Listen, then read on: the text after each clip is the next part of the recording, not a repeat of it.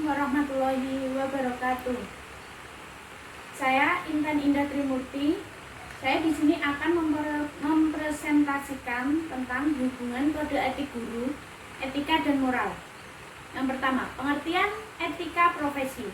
Dalam kehidupan sehari-hari, tentunya manusia pasti bergaul dengan manusia lain, sehingga diperlakukan suatu sistem untuk mengatur dan membimbing tentang bagaimana manusia seharusnya bergaul.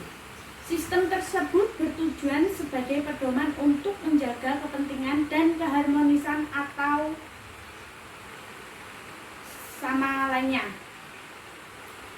Etika berasal dari kata ethos atau bahasa Yunani, yang berarti karakter, watak, kesusilaan atau adat. Yang kedua, kode etik profesi. Sorotan masyarakat semakin tajam ketika ada sebagian anggota profesi yang tidak berperilaku sesuai dengan etika atau nilai-nilai pergaulan yang telah disepakati bersama. Sebagai contohnya adalah pada profesi pendidikan, dengan banyaknya jumlah guru yang tidak dibarengi dengan budaya kerja untuk memberikan contoh atau teladan kepada peserta didiknya, sehingga mengatur dan menjaga dari pelanggaran etik yang dapat merugikan profesinya tersebut.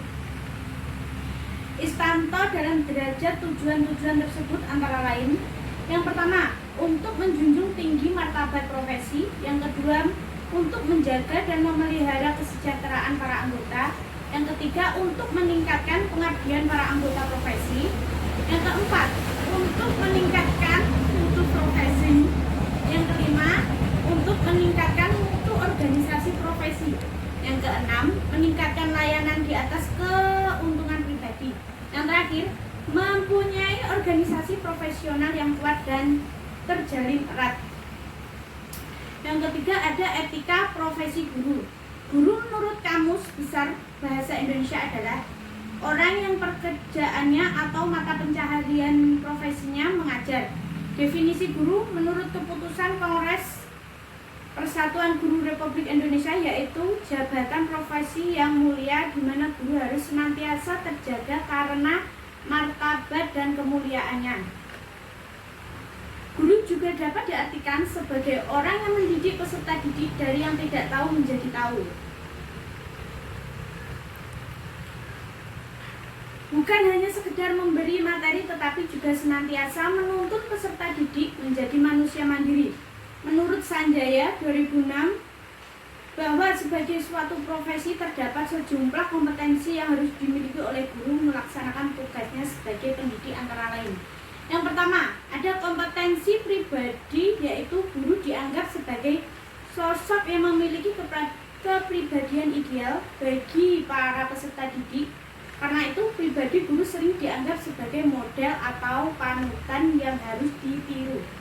Yang kedua, kompetensi profesional adalah kompetensi yang berhubungan dengan penyelesaian tugas-tugas keguruan. Yang ketiga, ada kompetensi sosial kemasyarakatan yang berarti kemampuan. Yang ketiga, kompetensi sosial kemasyarakatan yang berarti kemampuan guru untuk berinteraksi sebagai makhluk sosial dan sebagai anggota masyarakat. Yang selanjutnya ada kode etik profesi guru. Sama seperti profesi lainnya, guru juga mempunyai kode etika sendiri.